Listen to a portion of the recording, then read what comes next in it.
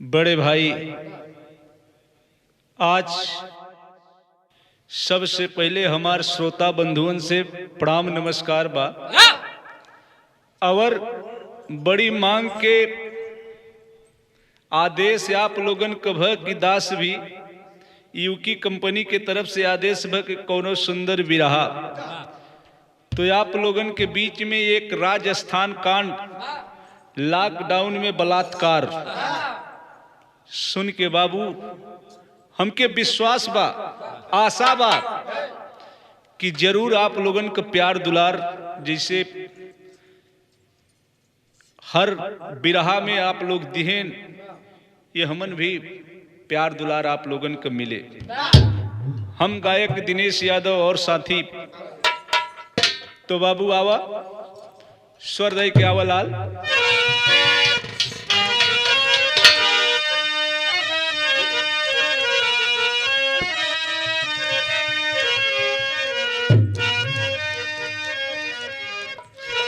हाय मोरे रामा हे भोले जोगिया हो राम।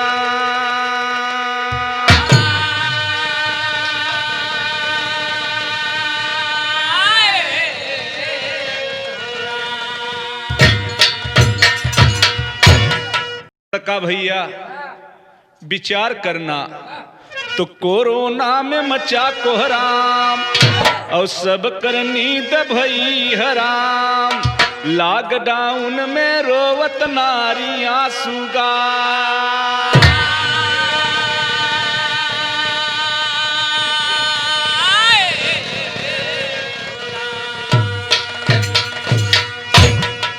सुनने वाले बड़े भाई, आज जौने समय भारत देश में बीमारी चली कोरोना की, लोगों ने एकदम इतना बड़ा दहशत फैल गया, लोग एकदम इधर उधर सरकार के आदेश भ के अपने घरे में से जिन निकले।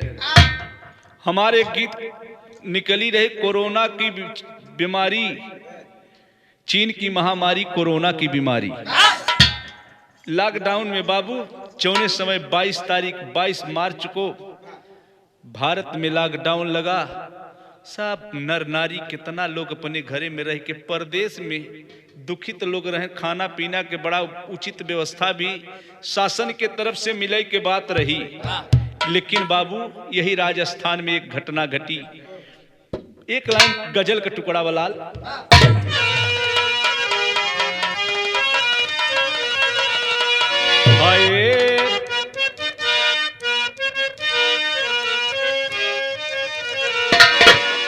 हाय सबके आंखों में पर्दा है लेकिन, सबके आंखों में पर्दा है लेकिन, इनके आंखों में पर्दा नहीं है। सबके आंखों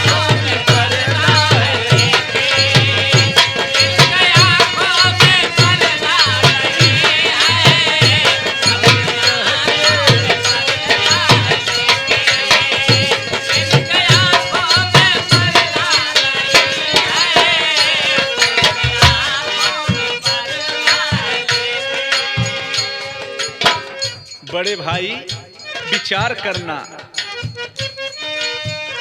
आज सह के जुल्म चुप रहेंगे, आज सह के जुल्म चुप रहेंगे, कल किसी को छुपा न सकेंगे। आज सह के जुल्म चुप रहेंगे, कल किसी को छुपा न सकेंगे। आज सह के जुल्म चुप रहेंगे, कल किसी को छुपा न सकेंगे। आज सह के सर झुका के अगर जीना सीखे, सर झुका के अगर जीना सीखे, कल कहीं सर उठा न सकेंगे। सर उठा के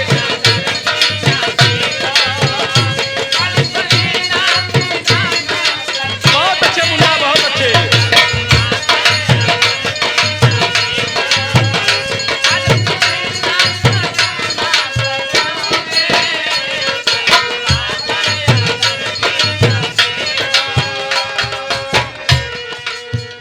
बड़े भाई विचार कर, आज जैसे लड़का पैदा भवा भगत महाराज वो लड़का के महतारी का बेटवा चुपरा चुपरा ना बिल्ली आवता।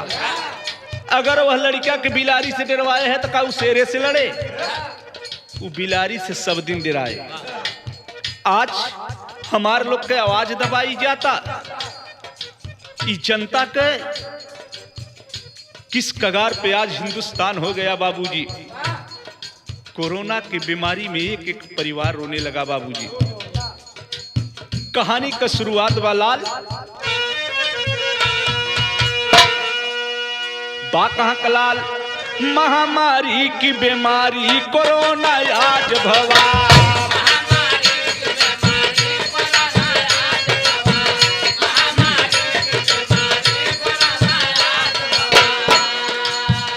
जीवन अस्त व्यस्त सभी को हराम भला, जीवन अस्त व्यस्त भारी को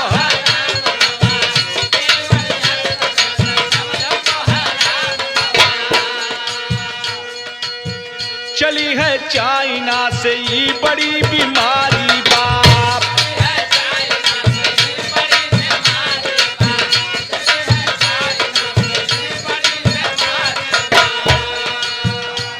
बात के समझत चला बाबू।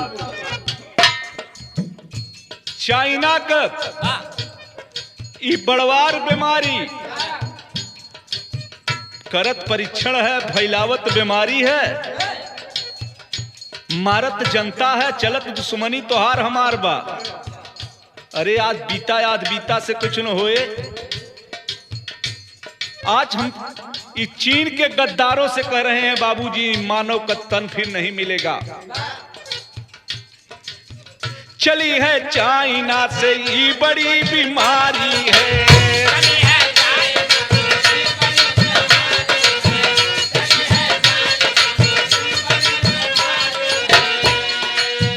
लगा है लॉकडाउन मुसीबत बड़ी भारी है।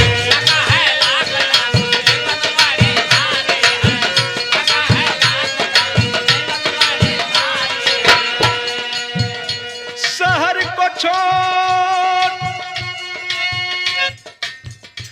को छोड़ लोग गांव की अब ओर चले, भूख से तड़पता पैदल ही मजबूर चले।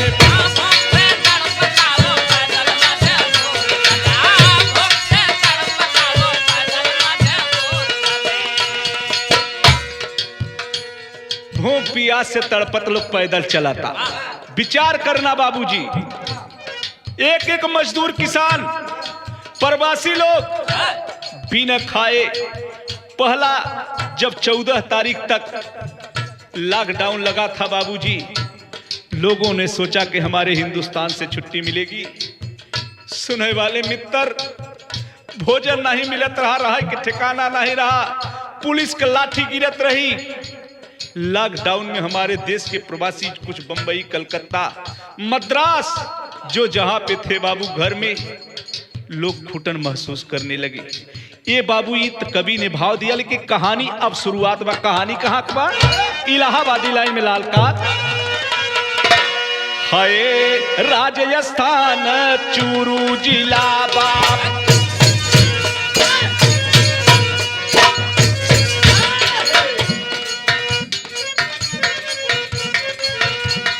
राजस्थान में चूरू जिला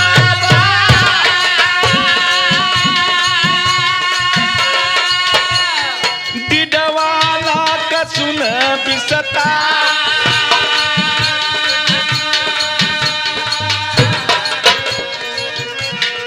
उसी जगह का सीमा तुलाही जे कर गरीब बाप परिवार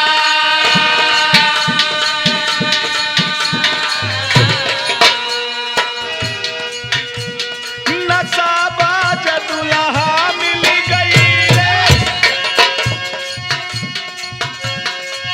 हे बाबू हे भैया विचार कर, भगवान करे केहू के दुल्हा नशाबाज न मिले। भगत महाराज जी मेहरारू के दुल्हा नशाबाज मिल गए महेंद्र, हमारे महाराज की नहीं। बहुत समझाए भौजी की मान जा, शरीर खराब हो जाए, परिवार का दिक्कत होए, नशा छोड़ दे। लेकिन जे नशा में हो गए तो हो गए। सीमा का दुल्हा बहुत नशाबाज था बाबूजी, विचार करना। नशाबाज दुल्हा मिल गई खाई पियई बिनी रही लचा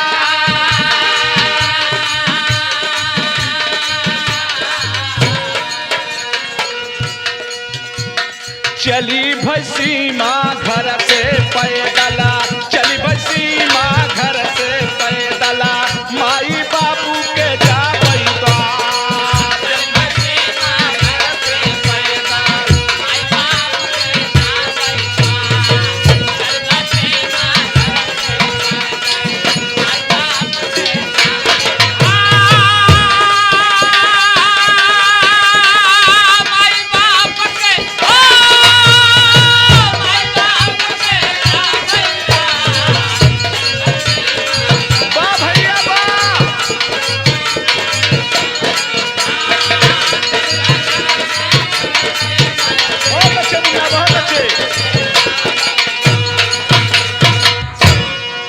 सुने वाले मित्र, सीमा सोचता कि न खाए के ठिकान बा न रहे के ठीक बा।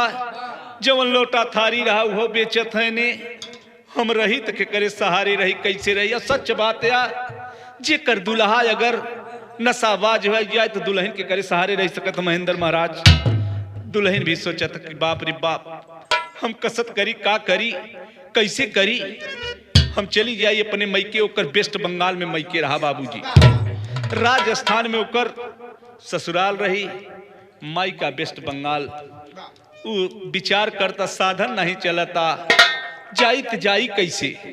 एक दिन विचार के कुछ रूखा सूखा खाना ले के सीमा चल दे, प्लान कह दे। एक लाइन गीत लग गई मास्टर साहब।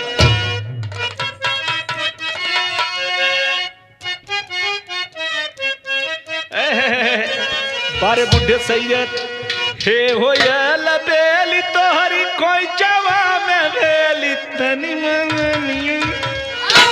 तनी मंगनिया दई देना, हम काजी नहीं जाना पूरनिया तनी मंगनिया दई देना, हम काजी नहीं जानू पूरनिया तनी मंगनिया दई देना।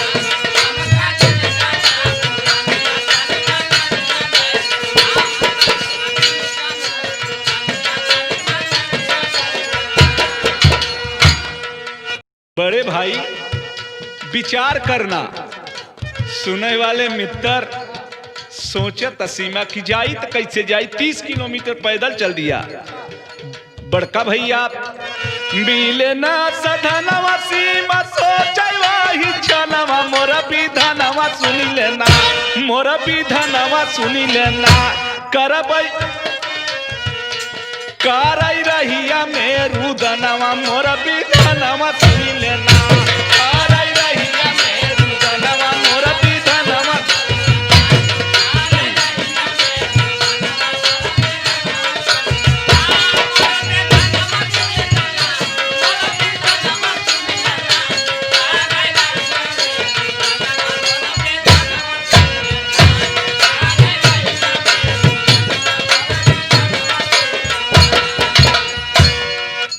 बड़े भाई रास्ता चलत विचार करता कि करी त का करी कैसे करी मिलै न सधनवा टेकटर धारा वही छनवा मोरा विधानवा सुनी लेना मोरा विधानवा सुनी लेना सुना साना स्टेशनवा मोरा विधानवा सुनी लेना सुना साना स्टेशनवा मोरा विधानवा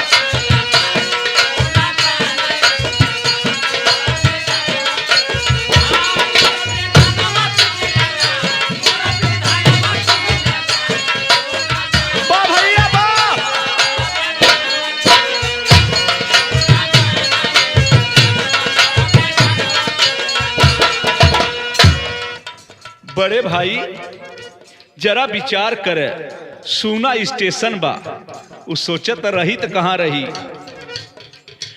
बगल रैन बसेरा रहा सोचता जननवा मोरा विधानवा सुनी लेना मोरा विधानवा सुनी लेना भोरवा करबै हम पयनवा मोरा विधानवा सुनी लेना भोरवा करबै हम पयनवा मोरा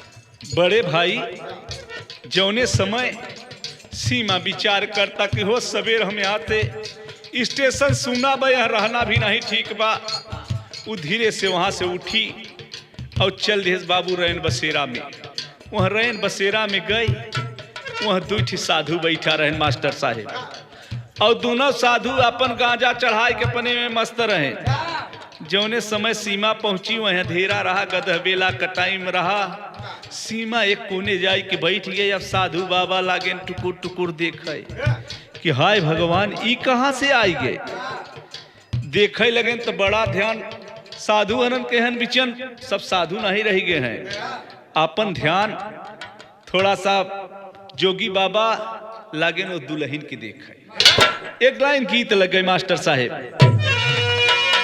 और गीत आप लोगन के बहुत बड़े बड़े यह पूर्वांचली गीत या भाव कहना भी बलाल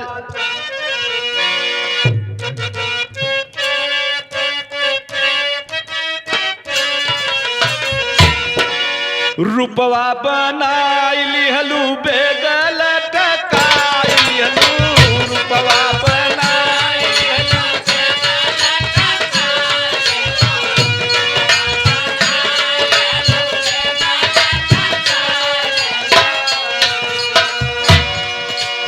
चलतारू रेल यौरी बस में गोरिया का सम रहा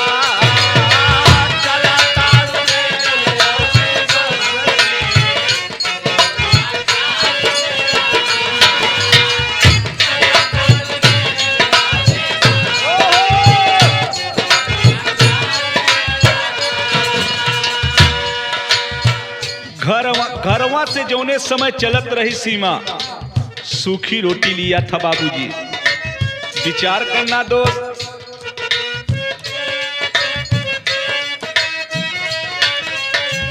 सूखी रोटी खाई सीमा राये ना बसेरावा में सूखी रोटी खाई सीमा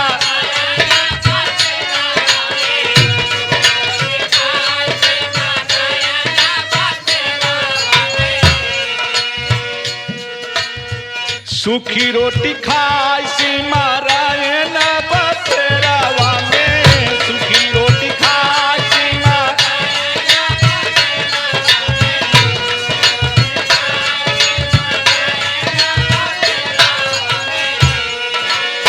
कर बद चल लिया राम के, कर बद चल लिया राम के, सधुआ राम राम भजे।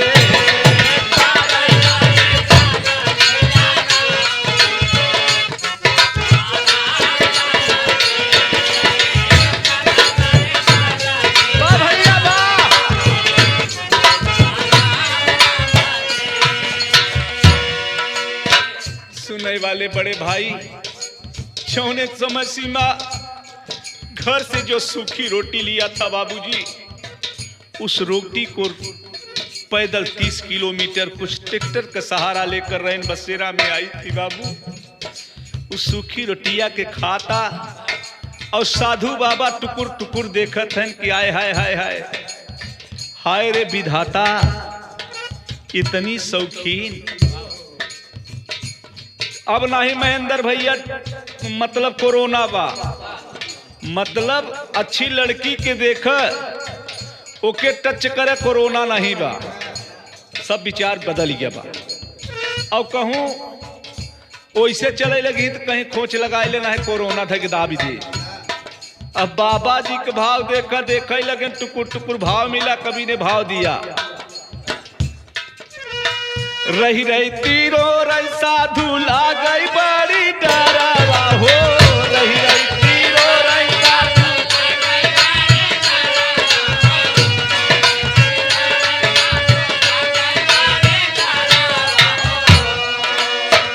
क्यों न देखा सीमा सोचई अपने मानवा हो, क्यों न देखा सीमा सोचई अपने।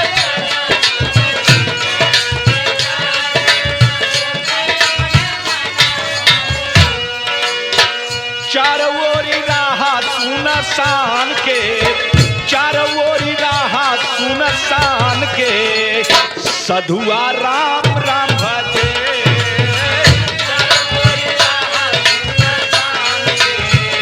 सधुआ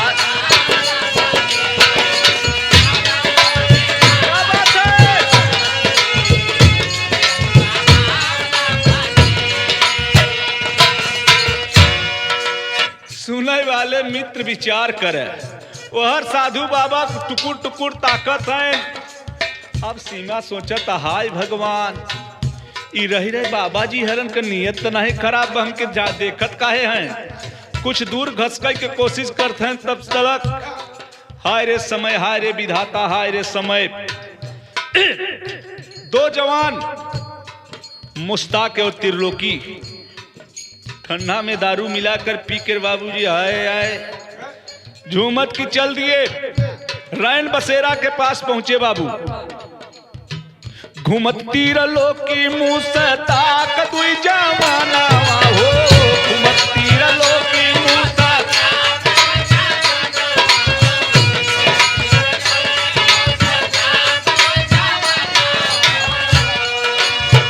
रैन बसेरा में देख सी जब जाना नावा हो, रैन बसेरा में देख जब जाना नावा हो।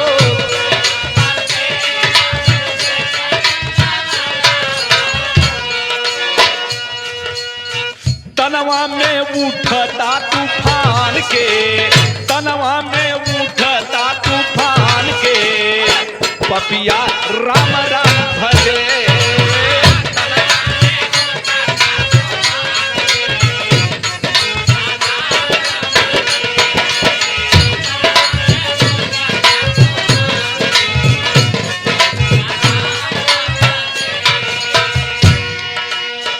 सुनने वाले मित्र तब तलक बात के समझ ल बाबूजी। जिस समय दोनों मुस्ताक और त्रिलोकी शराब को ले लिए थे, हाथ में वही पी रहे थे, रैन बसेरा के पास पहुंचे, तब तक सीमा पर नजर पड़ी, आए हाय हाय ये सुंदर औरत यहाँ कैसे।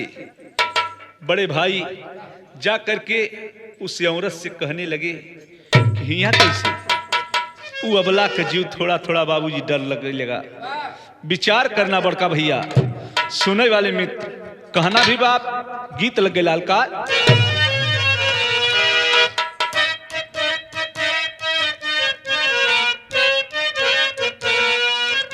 बड़े भाई ना ना ये बड़ी पुरान गीत या लालकार हाय एक पति चौर बढ़ा लाल हाय अरे राम लई गई उठाई बाबू लई गई उठाई गोझन उठावई कबेला ना लई गई उठाई।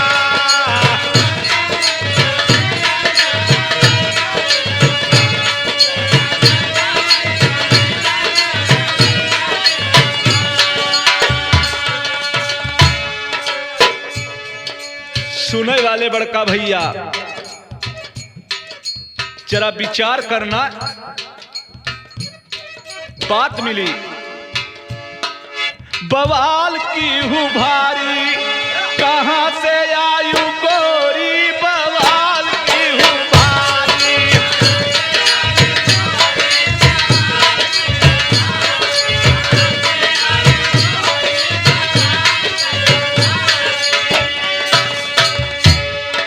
बिना होया दे सहिया रहना न सोना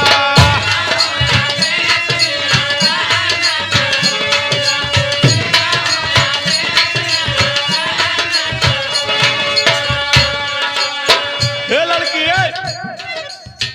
रैन बसेरा में कैसे आना हुआ। वो बेचारी सोचा तो पूरी मशीन हड़ाई ये कि अरे बाप रे बाप बात काया सीमा सोचा तक वह बाबा जी हरे लपियान है हाय भगवान हम कैसे पहुंचे बंगाल तक बारे हिंदुस्तान बिना होया दे सहिया रहना न सोना।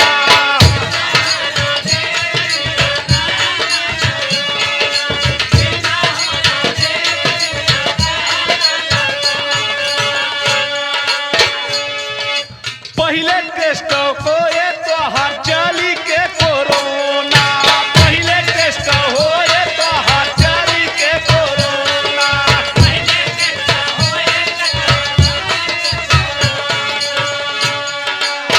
ये लड़की यह रहा भी सौ बिना आदेश के कैसे आए ऐसा लागत जना रैन बसेरा उनके बाप कया जरा विचार करे दारू के नशा में लड़की के कहते खबरदार हिया न सोना बना तो के रहना बा और रही के बाद पहले चल के टेस्ट कराओ कोरोना और दोनों सदियों गांजा पियत है कौ आखर नहीं करते हैं तोहर और कोरोना टेस्ट होए केवल वही अबला का कोरोना टेस्ट होता बाबूजी बारे समय बारे जमाना अरे हाँ सब पीटल चलता बारहिया सिधारी बवाल की हूँ भारी कहाँ से आयु गोरी बवाल की हूँ भारी।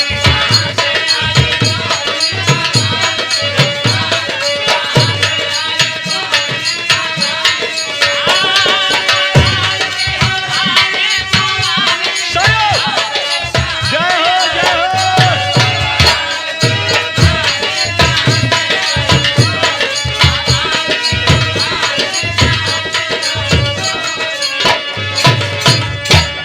सुनने वाले पंचो कहाँ चला तोहार कोरोना टेस्ट हो अब बेचारी सोचे कि सही बात है बीमारी चलते बा कहे हाँ भैया चलते चला ठीक बा पकड़ के हाथ कोरोना टेस्ट बरे लेके चल दिए हॉस्पिटल में बाबूजी चौने समय ले गए पापी गद्दार बाबू।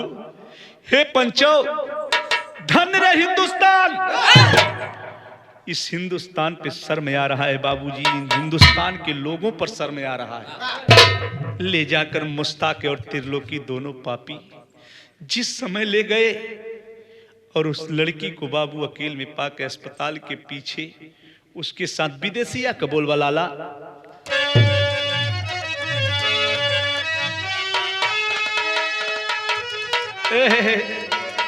हाय अरे सीमा के लिए आई के चले सरकारी अस्पतालिया में अरे रहे तेरा लोकी मुसता कदूना सतिया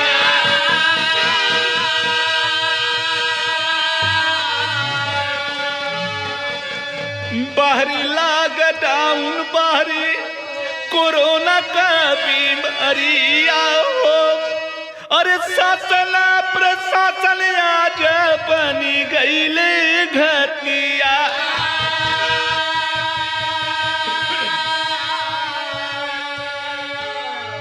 रोई रोई सीमा धरई, अरे पापी का पयरिया हो, अरे बानेला ही पापी खींचिया बला का सरिया।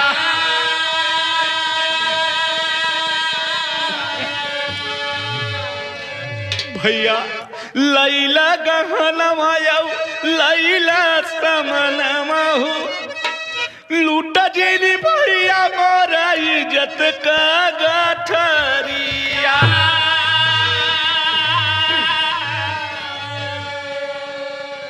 सुनने वाले मित्र, जिस समय वह अबला के साथ पाजी गद्दार कपड़ा को उतार दिए और एकदम बदन पर केवल पेटीकोट रह गया बाबूजी।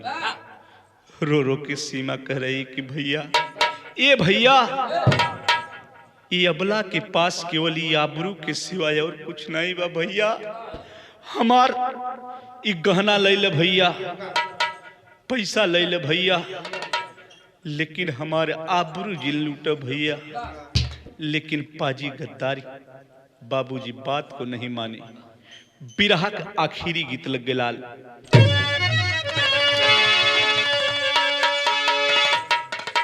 सुनने वाले मित्र, बिरहा के आखिरी गीत बा।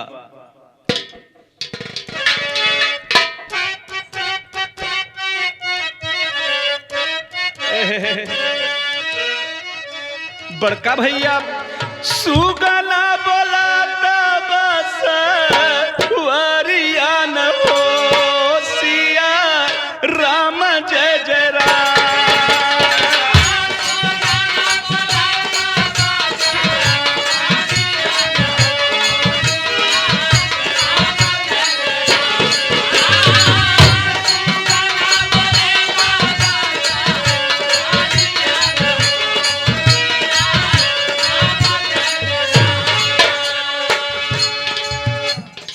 बाबू रो रो के वह सीमा दुल्हन रो रही है।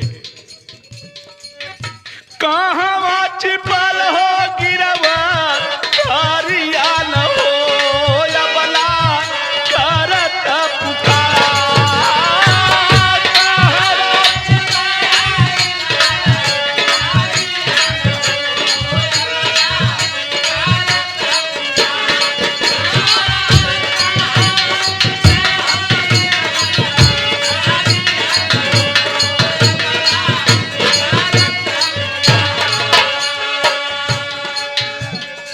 बड़े भाई, सुना कि भैया आप हर युग में सहायता की है।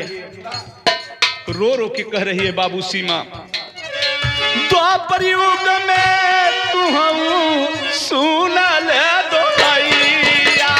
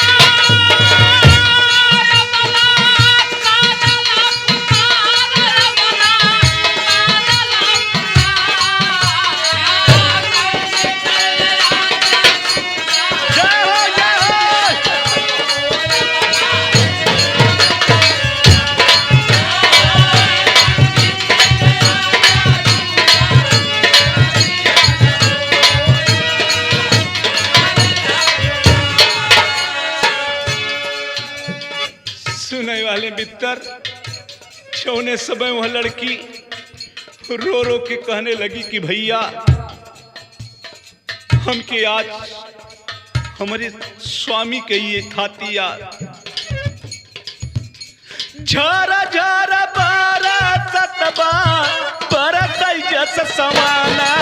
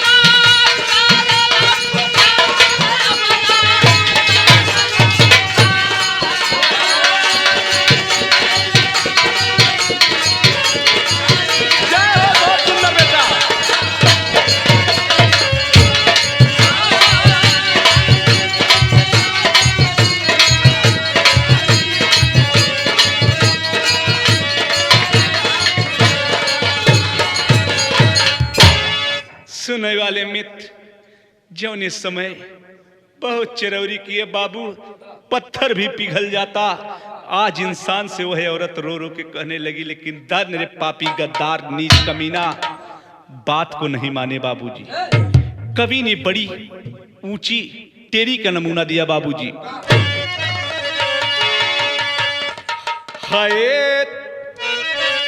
शर्मिंदा भई सूरज की लालिमा धरती धर तजी अब तजी रोशनी चंदा शर्मिंदा भई सूरज की लालिमा।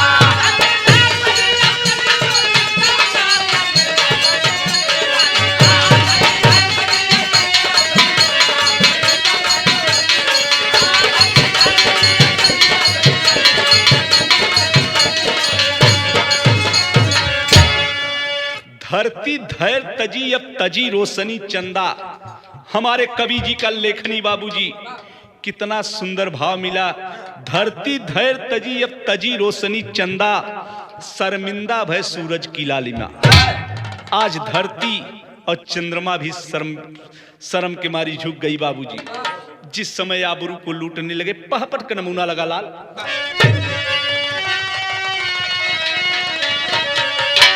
हाय अरे बिना वस्त्र कया बला पड़ी बिचारी बारी बारी से और दोनों नीच तब आबरू लिहन उतारी बारी बारी से।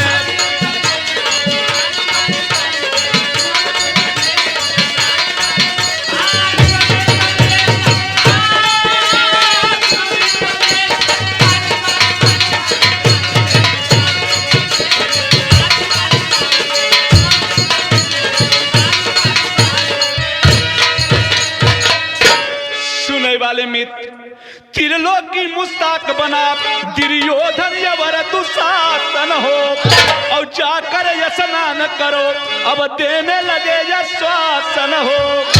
अरे बिगड़ा चेहरा जल दिले सुधारी बारी बारी से और चली बया बला पहिर के फटई सारी बारी बारी से।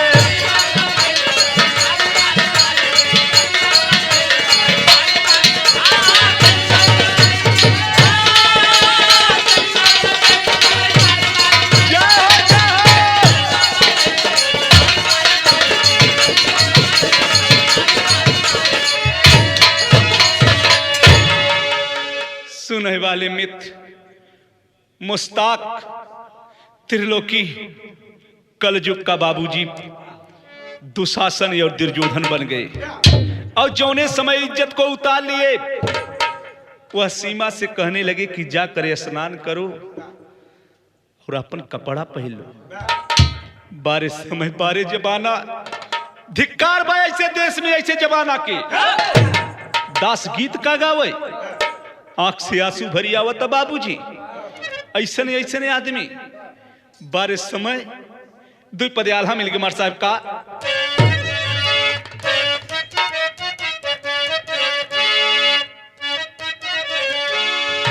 सुने वाले मित्र, अब हाई रे विधाता कैसा आई गई समैया ये बाबू, हाई रे विधाता कैसा।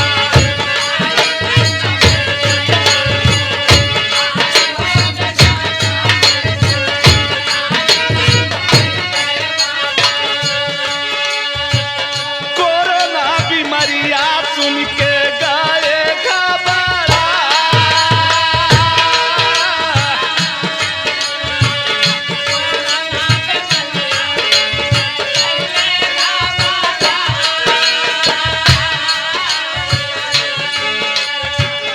बाबू ये भैया, हाय रे समय, हाय रे विधाता। इतनी दहशत पूरे हिंदुस्तान में फैल गया बाबूजी कि जे जहर से भागता ते तेहर से भागता। लॉकडाउन लागा धन्या मिलना सधनवा पंचो, लॉकडाउन लागल धन्या।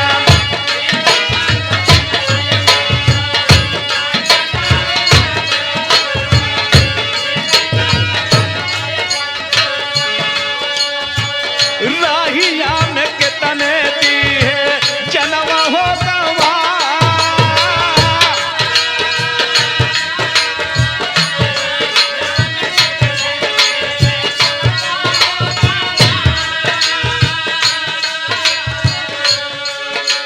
ए भैया ये पंचो कितने जवान बंबई से चल दिए बाबूजी। कितनी माँ का गोद सूना हो गया बाबूजी,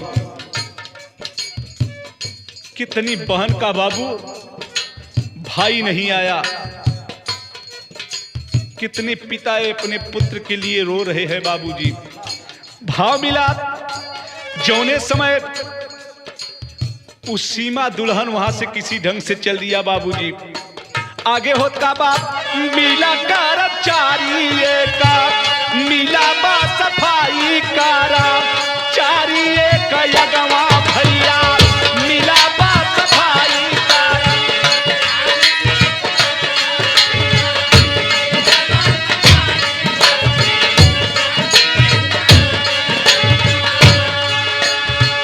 देखी के ईमानवा गायल बा डगमगा,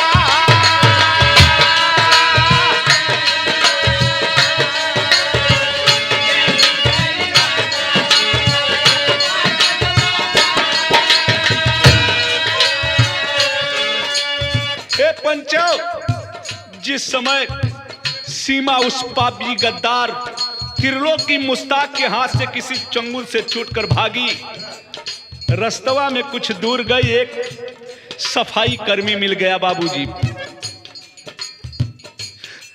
तो उसने किया का राहिया में पकड़ ली है सीमा का कलैया भैया, राहिया में पकड़ ली है।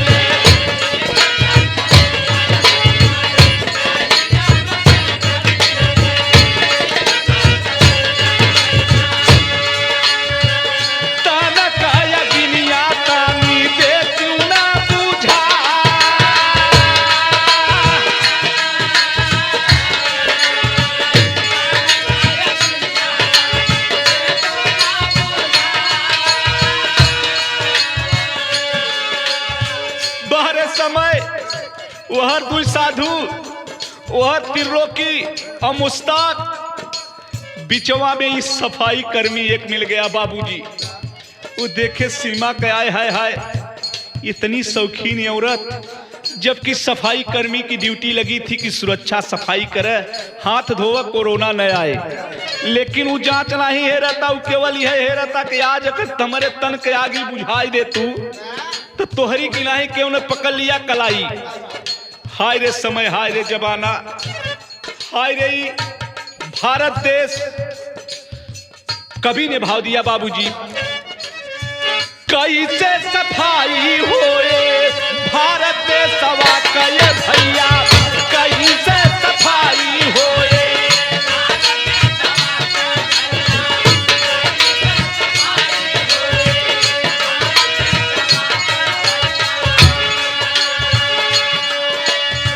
राक्षक ही भक्षक बानी गावा मोरे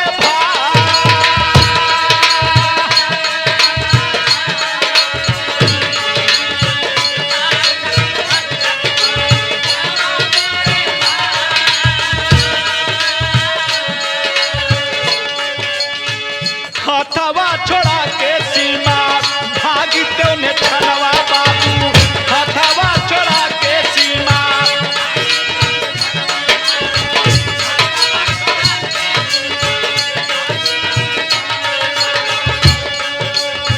बीजा नौजवाना वा गईला बाभेता,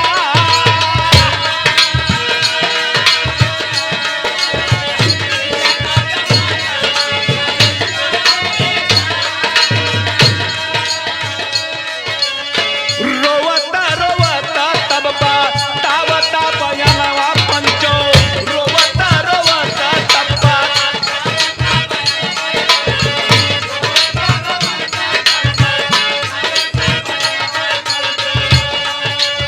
रतनगढ़ थानावा में पहुंचे हूँ आजा,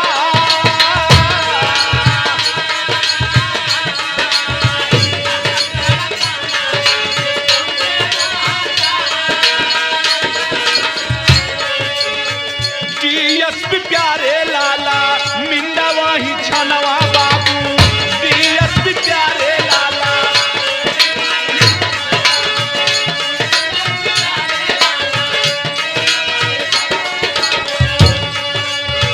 दूनो पपियावन के किए गिरफ्तार,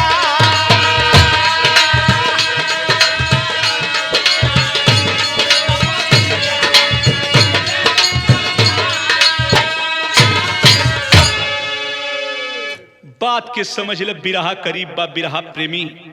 जौने समय वहां से चली वह लड़की त्रिलोकी मुस्ताक, दोनों आदमी मिलकर उसका बलात्कार किए बाबूजी। धीरे धीरे वहां से चली, एक सफाई कर्मी मिला, वह भी उसका कलाई पकड़ी, किसी तरह से वो अपना हाथ छुड़ाकर भागी। भागते भागते बाबू रास्ते में एक विजय नौजवान आदमी मिला, वह देखते ही उस लड़की से पूछने लगी बात क्या है। वो लड़की बतावे लगी कि भैया हम अपने घर से, अपने ससुराल से अपने मैके जात रहे। पूरी बात के बताए लगे बाबूजी। जौने समय वह बताई, जा करके रतनगढ़ थाने में विजय नौजवान रपट लिखवाया बाबूजी, रपट लिखवाया और जाकर के दोनों पाजी गद्दार मुस्ताक और त्रिलोकी को अरेस्ट करवाया। आखिरी लाइन में, बिरहा के आखिरी लाइन में कवि कलम बाबू शासन प्रशासन से एक लाइन कवि का कहना बाबू।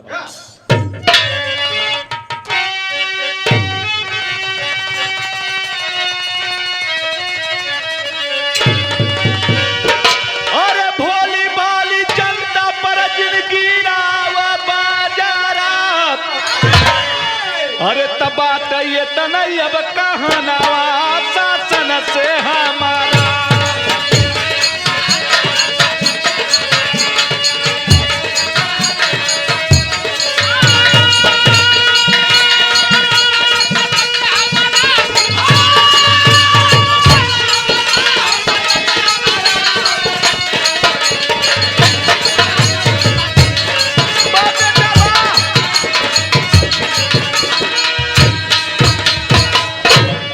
बड़े भाई और अच्छा सुरक्षा अगर देशवा में मिला,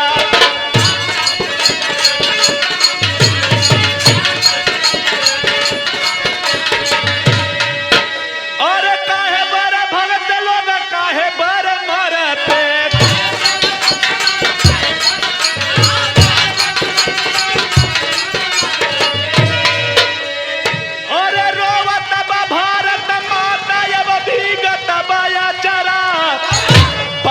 बसय तलय कहानवा शासन से हमारा।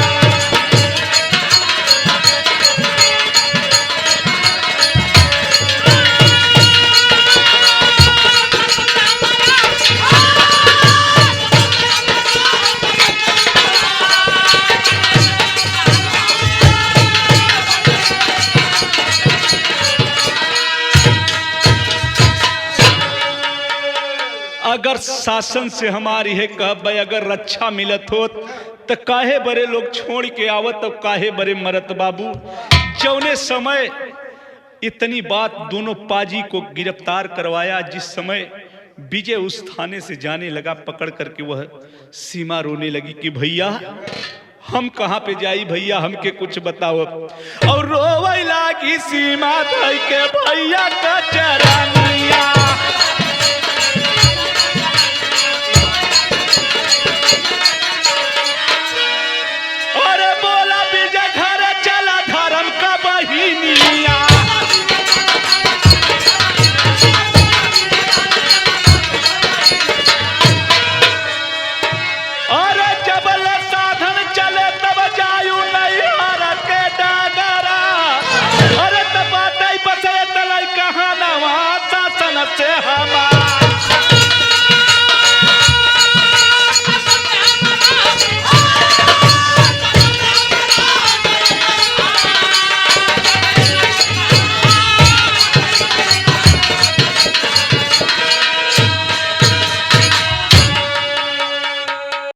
जिस समय बाबूजी सुने वाले प्रेमी रो रो के सीमा की आबरू लुट गई बाबू। यह लॉकडाउन, यह कोरोना बीमारी में कवि को लिखना पड़ा। जाते समय कहा भैया हम किधर के जाएं। वह विजय धन्य भारत देश। जरूर यहाँ नेक इंसान भी हैं बाबूजी। एक ही मछली पूरे तालाब को गंदा करती है, लेकिन यह समय कई और दो चार इस साधु सेवाधु शासन प्रशासन के लोग भी इसमें बहुत आनंद लिए बाबूजी। गौर करना, गुरु घराने की कौने बगिया का फूल बा आखिरी लाइन में कहना बाबू। तो राम कैलाश राम गुण गाई और मंगल जमल पुरुष कवि ताई। शर्मिंदा भय सूरज की रोशनी, अरे गाते दिनेश यादव राजनीति है गंदा। शर्मिंदा भय